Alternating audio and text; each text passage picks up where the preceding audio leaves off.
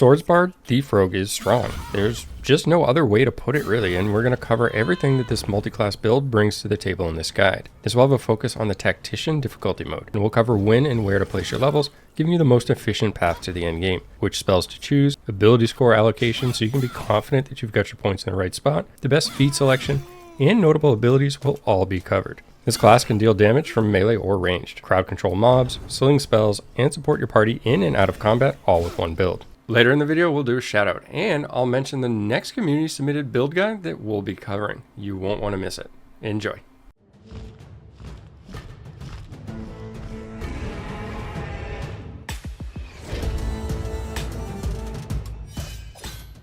You'll likely want dark vision on Tactician, and this isn't required, but be aware the race choices without it will be noticeably affected at certain points, and there's a lot of shadows in this game. Background choice is far more flexible as Bard, as you can choose any 3 skills. I'd suggest going with any of the 4 listed on the screen. The main focus for stats are Dexterity and Charisma. While concentration is important for the Bard, the way we're building this character will allow us to not be overly reliant on keeping enemies crowd controlled. Being able to cast and attack in the same turn essentially means we're not trading a turn for crowd control, just to have them break free on theirs. Instead, we can cast something like Hold Person, take some swings ourselves along with our fellow party members, and then if the concentration is broken, well, we still got plenty of value out of it. Keep an eye out for Band of the Mystic Scoundrel. This ring allows your crowd control spells to be bonus actions after attacking. Available in Rivington once you reach Act 3. Our first level will go into Bard. This is for saving throw proficiencies. We'll grab Friends for our cantrip. Even though it has some potential drawbacks on Tactician, there really isn't anything else of value for our build here. For our spells, pick up Tasha's Hideous Laughter,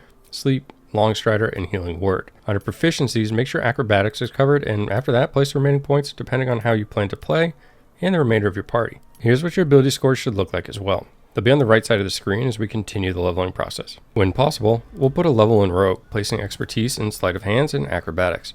The next 5 levels will go into Bard, and this will bring us to level 7. Along the way, we'll grab Dissonant Whispers. We'll grab the subclass College of Swords with 2-weapon fighting for the style, and at this point you can opt to swap Sleep Out for Heat Metal, as this will serve you better in most situations from here on. Grab Hold Person, and we'll swap Healing Word out for Blindness, because it uses a Constitution save and the spell doesn't require concentration. Non-wisdom save crowd control spells are rare and useful for enemies with high wisdom. With your feat, select Ability Score Improvement and top both Dexterity and Constitution to even numbers. Here we'll take Fear, which is an excellent melee range AoE spell that's very useful. Drop Shatter and pick up Plant Growth. Now, this spell is amazing. When used with choke points, armed with our extra attack, the spell choice is flexible, and we basically have everything we want at this point in terms of spells.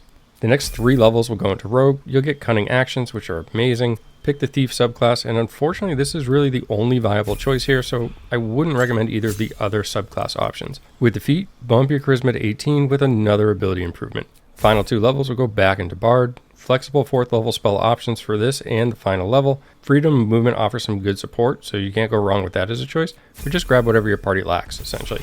Or even rotate Healing Word back in to pick up downed allies. We'll bump our Dexterity to 20 with a 3rd ability improvement when we gain access. From here, you're set. You've got a Tactician, Swords Bard, Thief, Rogue, and it'll serve you well in all situations, whether you're in or out of combat. Speaking of, here's a look at some of the things it can do outside of combat. Highly capable of dialogue choices or boosting choices on an ally makes it an excellent support character. But in addition to that, you can build it to be a formidable lockpicker, increasing the value of this character and your possessions. Huge thanks to Envoy for sharing this build with me so that I could pass it along to the community. In the next Baldur's Gate 3 video, I'll share a build from the Rubversion, who has an unconventional Bardodin called the Mockadin.